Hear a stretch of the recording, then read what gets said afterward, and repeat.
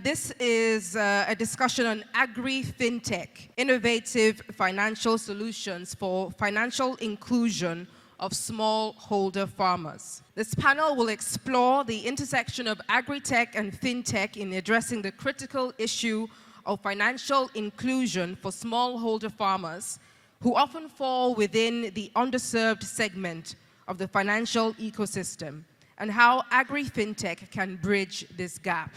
The discussion will also focus on how alternative financing options can empower agripreneurs to access the capital that they need to scale their operations and drive agricultural transformation.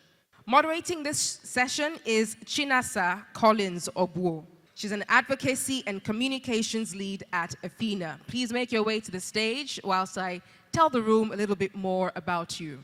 She's a development, finance, and social impact leader with over 17 years of experience across banking, consulting, and the development sector. As advocacy lead at Athena, she champions policies that expand financial access in Nigeria. A board member at FHSA, that's a tongue twister, and a 2024-25 Obama Africa leader, she is committed to inclusive growth and food security in Africa. So she's coming up on stage and she will introduce her panelists. Please, a round of applause. Agri-fintech, innovative financial solutions for financial inclusion of smallholder farmers. Chinasa, you have the stage. Good afternoon, and thank you so much, Bukola, for that warm introduction. I'm going to be very quick because I'm mindful of time. I hope you can hear me. So thank you very much to the organizers for giving me the opportunity to moderate this very important conversation. I will just very quickly invite my panelists to the stage so that we can have a great conversation and be a good steward of time. So coming up first is Kudzai Gumunyu, Head of Agribusiness at FCMB. Please welcome him as he walks up the stage. And following is Ayo Arikawe, Co-founder and CTO Thrive Agric. Please give them a warm round of applause as they walk up the stage. And I'd also like to invite Adedotu Adekule, the COO and CTO of OPay.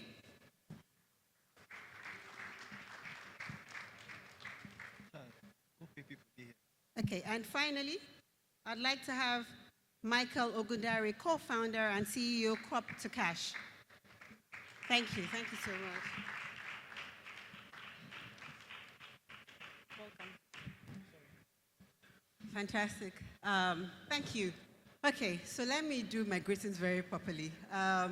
Good afternoon, Your Excellency, Chief Olusegun Obasanjo, and to the Honorable Commissioner and distinguished ladies and gentlemen in the room.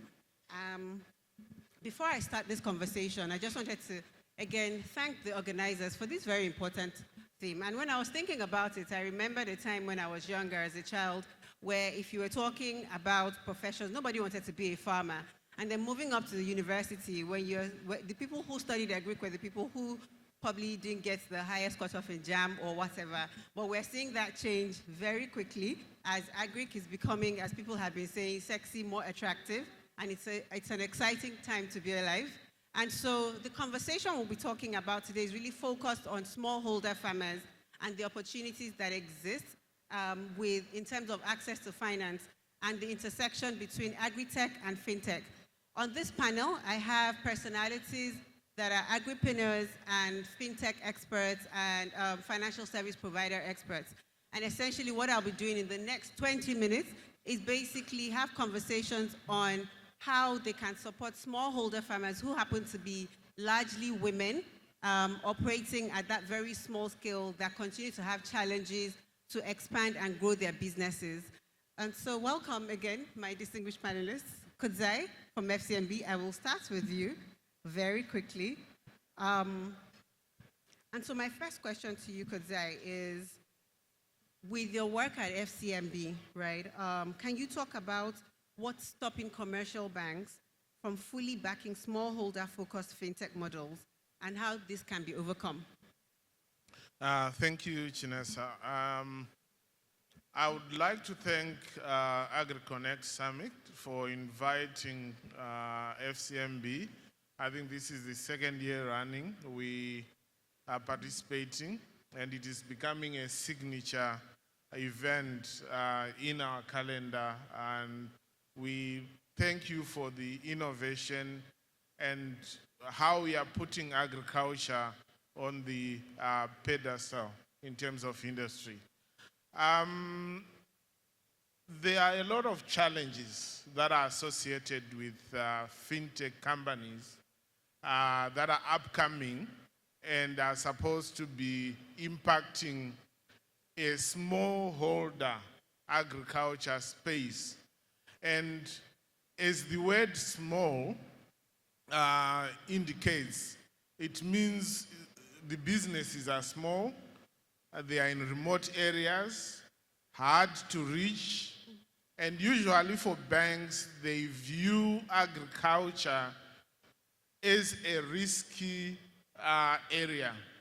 So there are a lot of negativities around this space. But what we see is the opportunities are there.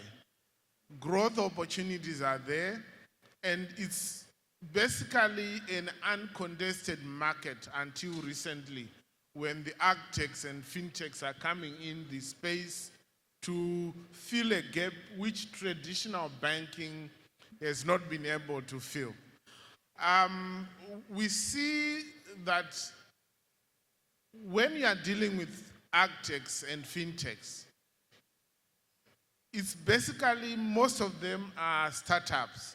As Baba has said, with startups, which are to climb up and stay up, there's a lot of heavy lifting that is required to mentor them, to make sure that they monetize the ideas that they have and are able to seamlessly serve the smallholder agriculture.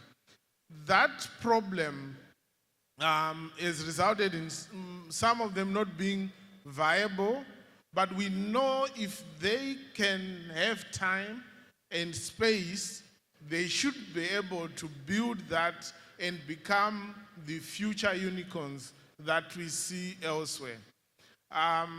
So I believe the banks, some of them do not have platforms to actually serve these fintechs.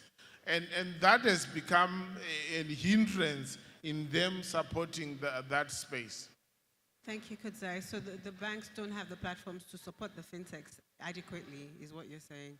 Okay, I'll come back to you on what FCMB is doing. So I'm just going to come to Ayo Arikawe, Thrive. Just go on. Okay. Sorry, you're not Ayo?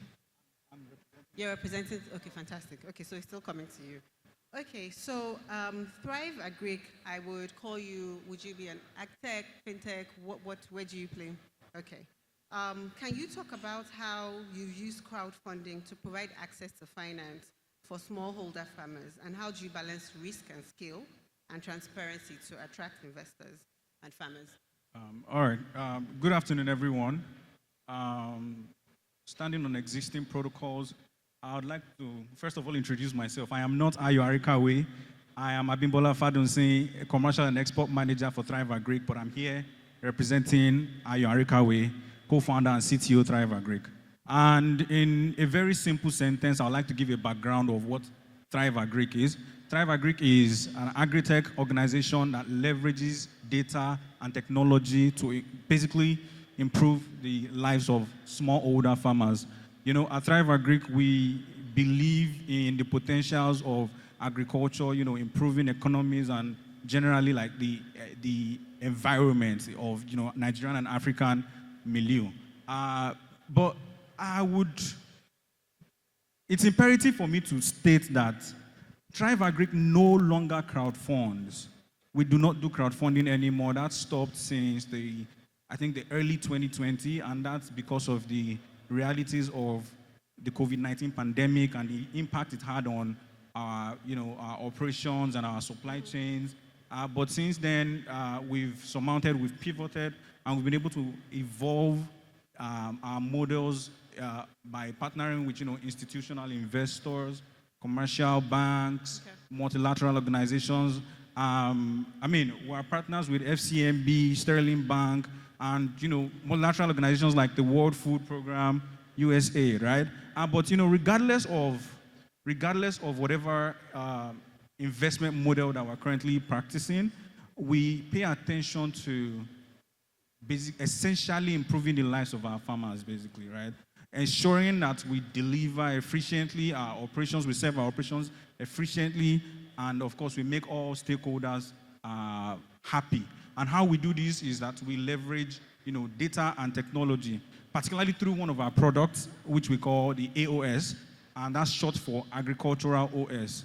On this product, Agricultural Operating System, I beg your pardon.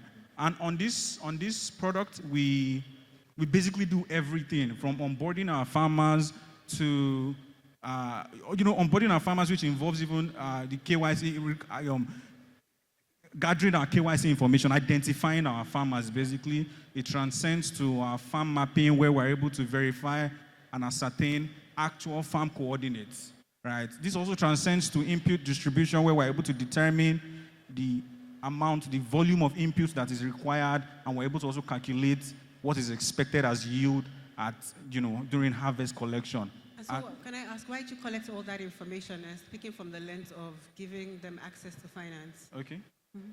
Sorry? Why do you collect all of that information from the lens of giving them access to finance?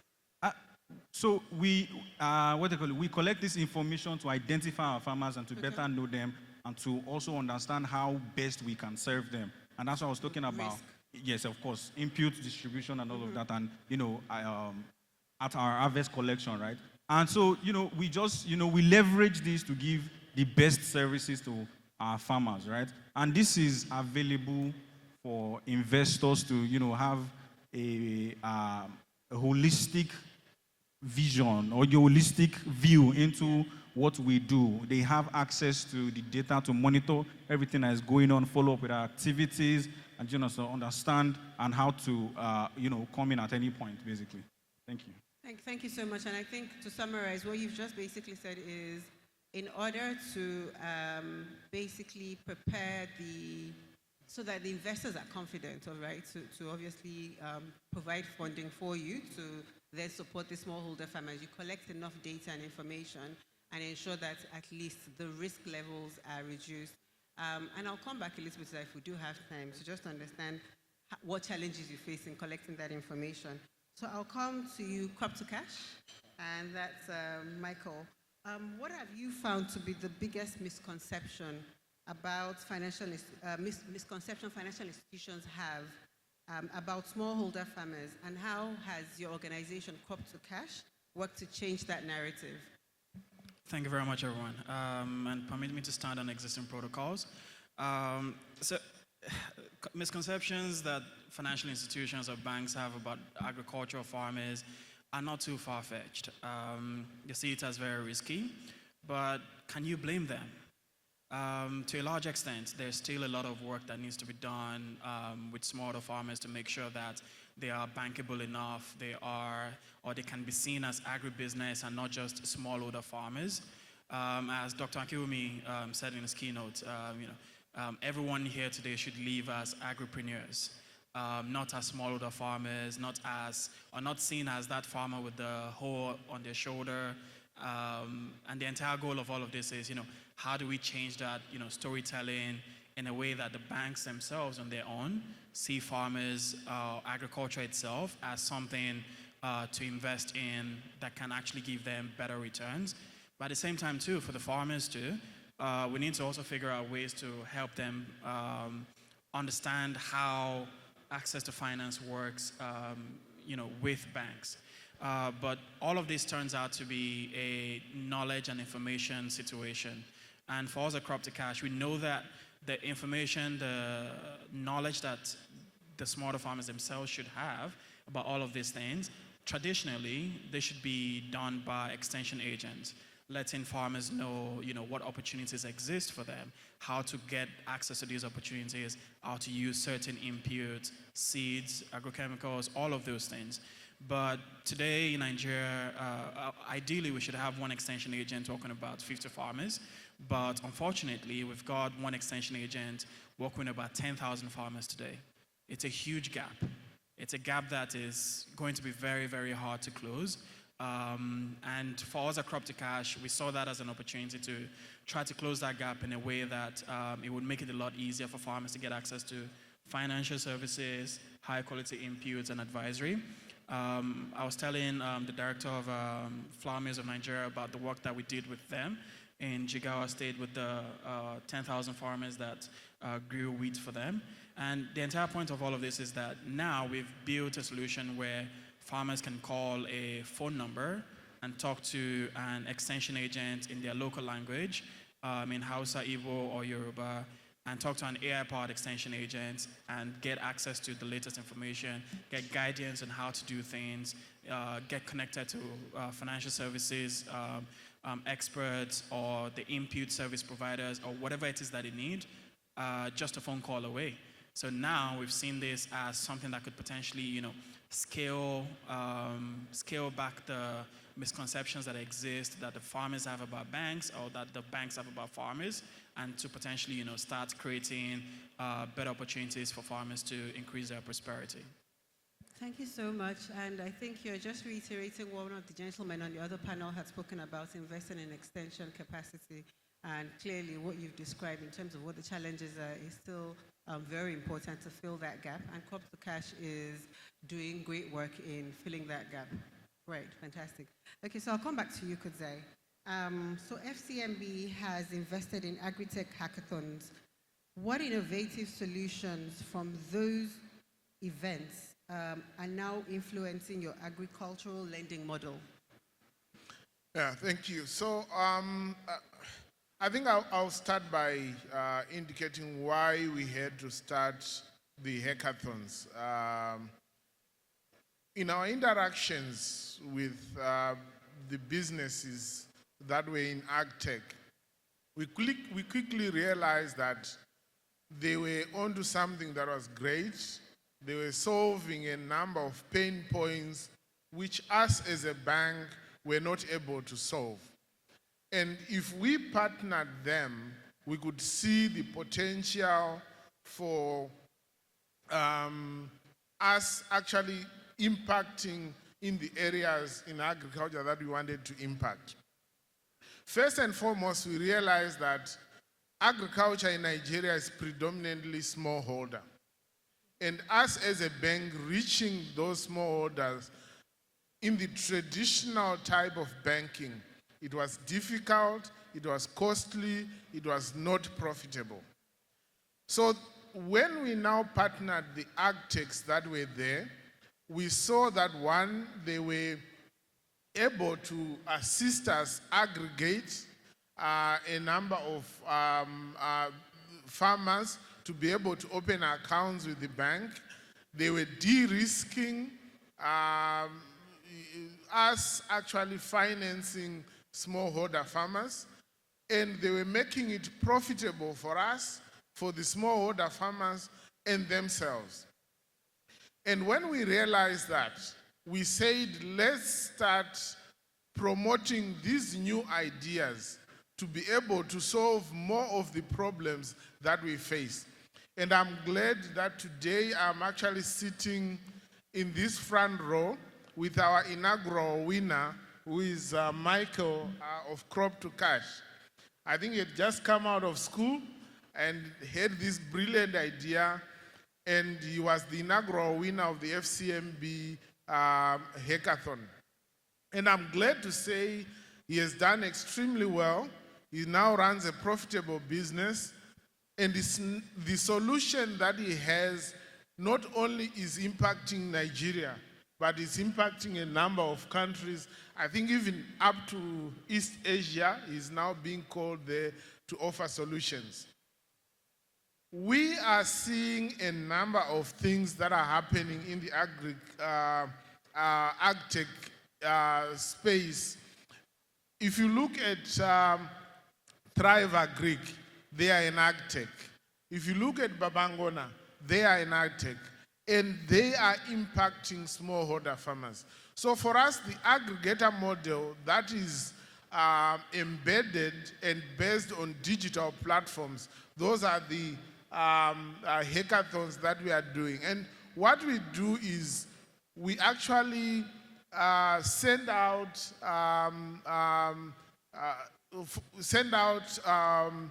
communication to those that have got brilliant ideas. They submit their ideas. We then sift through them and select. And when we have selected them, they then go to the next stage where they are mentored. They bring in the ideas into business models, and we try to monetize those business models into viable businesses. And I'm glad that we have had quite an impact. And based on that, as a bank, we have actually launched a product which is called Banking as a Service, which allows these agtechs and fintechs to plug and play on our systems. For them to be getting licenses, for them to be financial institutions, it's going to be very difficult. But they've got these brilliant ideas which they can plug and play on our platform and are able to monetize their ideas and generate revenues based on the banking as a service. And for that, they are able to also aggregate smallholder farmers to open bank accounts with FCMB. So we are seeing these ideas generating more and more business. And I can also say, at FCMB, we believe these agtechs are the future of agriculture. I think the traditional way of business is going to give way to agtechs that are solving the problems that the traditional agricultural businesses have not been able to do. And we are going to be in partnership with them and carve out a brilliant future in agriculture. Fantastic. Thank you so much, Kodzai. And FCMB is doing very great work supporting these agtechs and playing a very important role in filling that gap and basically understanding that there are certain things or parts of the ecosystem that you won't play in, and how do you leverage other entities to do that. So great work that you're doing. So I'll come to you, Thrive Agric. Kodzai has spoken about how they're working with agtechs, and I'd just like to understand from your perspective and experience, how has it been interacting with financial institutions, commercial banks especially, to deliver the service that you deliver? With the institutional investors and the commercial banks that we've partnered with, they've been extremely supportive, right? But before we even get to that stage, what we've ensured on our part is to do the groundwork, ensure that we're coming with ideas, we're coming with strategies, coming with solutions that placing it on the table. It's very evident that this can work, that we can scale, that we can provide sustainable solution, and immerse our farmers with ethical practices that help them increase their yield. So, based on my experience from how far we've come, I think we've had a lot of support, and it has helped us to scale as high as I think we are currently working with about 1 million farmers right here in Nigeria, and we're basically scratching the surface with that number because scattered across Nigeria, we have about 30 million smallholder farmers, right? And so for this achievement that we've had within 7 to 10 years that we've been operational, yes, commercial banks, all our institutional investors have been extremely supportive. Fantastic. Thank you so much. So it's that preparedness and making sure that you're attractive enough to those investors, like you mentioned earlier, and so that the banks are comfortable enough to work with you. Okay, so I'll come to you, and we have very limited time. So the last question to you, Michael. In building a fintech solution for agriculture, what regulatory or data-backed roadblocks have you faced, and how have you navigated them? Thank you. I think figuring out ways to make smarter farmers get connected to financial services is super important. Today at Crop to Cash, we've been able to get at least 500,000 farmers get connected to financial services through our solutions. But the biggest problem that we still face is that of most of these farmers don't have all of the requirements to, get access to like a tier 2, tier 3 account. But the tier 1 account that they can access is limited to, say, roughly 50,000 naira per transaction. And that is even lower than the official minimum wage in the country today. So that's a huge problem for them. And some of these farmers have millions that they're working with, that they're doing business with, and the fact that the minimum account that they can get allows them to transact up to 50,000 naira at a time is a big challenge. But we're working together, trying to figure out solutions around that. FCMB's Banking as a Service has been super useful in helping us to get more farmers connected to the financial ecosystem, and we're very happy about that. Thank you so much. And you raised a valid point. There's still a documentation issue, especially when you talk about KYC. And one of the things that we're excited about where I work is basically how do we facilitate a market that enables access to even these most excluded populations. And I think that the advent of the digital ID, the national identity number, is almost like the silver bullet to that. I think that if every Nigerian had foundational ID, then at least it gives service providers like yourselves the comfort that we know who this person is, we know who we are lending to. So it's interesting times and promising times ahead. We're looking forward to a time where documentation is no longer a barrier to access to finance. Just so that we manage time properly, and I just wanted to find out if we have an opportunity to ask one question from the audience before we close the session. Just one question, because I'm trying to be a good steward of time. So yes, the microphone, your name, your question very quickly, otherwise, and let me know who you're directing it to. Good afternoon, everyone.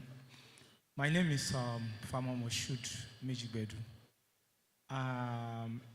My question goes to, I think it's for everyone in the hall. There was a time I was watching a tech or smart farming entrepreneur, flying farmer, when he was pitching his idea. And he used this word. He wants to serve smallholder farmers. And I reached to him that I wanted to use a drone to spray some hectares of land. He said, how many? I said, like 5 hectares. He said, it's not possible. Then I have been listening since we started the program. And to make mention of what Farmer Samson Bolu said. Sorry, what's the question? About drive. So the question is, for we young farmers, young entrepreneurs, can we please try to code that name, small farmer holders, instead of using it repeatedly? It's not making us happy. Probably we should code it so that we will know the range of the class we are talking to. Thank you. Okay, I'm not very sure, but I think it was around nomenclature, being referred to as smallholder farmers. Did you get that? I would try to answer his question based on, how I think I got it. Okay. And I think that, I think his question came from the experience he had with, trying to collaborate or work with an agri-tech organization. That's right. But however, I think there's a misconception with what we call smallholder farmers. Basically, smallholder farmers, from record, smallholder farmers are rural dwellers, farmers that basically farm as a way of living, as part of their life, what they do every day. Farmers that they farm what they eat at in their households, right? And when we're talking about agri-tech organizations coming in to enhance these farmers, is a way of turning their subsistence farming to commercial, which in turn improves the quality of their lives, and of course it reflects on the economy of the country where they exist, and of course the continent at large, right? However, for a little bit, just to address the problem you had. I think it's just an example of what I said earlier. as a response to my second question, it's important that you do a lot of groundwork before you approach somebody you want to collaborate with. We don't just wake up one morning as an agri-tech company and go to FCMB and all of these organizations and say, we need money, we want to support smallholder farmers. We need to show an ethical framework on how it can work, how we plan to do it. And, you know, the objective has to be smart, right? And it has to be time-bound such that it's measurable and it's achievable. Thank you very much. Thank you so much. Thank you. And that's all we have time for, unfortunately. And I don't think that I promised that this would be an exhaustive conversation. The panelists will be in the room. You can engage them further after this session. But I think that what we've been able to do really is to bring to the fore some of the challenges that exist, that continues to prevent access to finance for the most excluded populations, especially smallholder farmers who are likely to be women. And I think that what is safe to say is that the work is still ahead, but we're making progress. It's in the right direction. A lot of things have changed in the financial services landscape. You know, KYC at one time was not tiered. It's now tiered. It's expanding access to wider populations, and we'll continue to see more progress as we continue to have these conversations to move, you know, the potential energy in the room to kinetic energy, and we're taking action. But thank you all so much. It's been an illuminating conversation. Thank you, gentlemen, and thank you to the audience.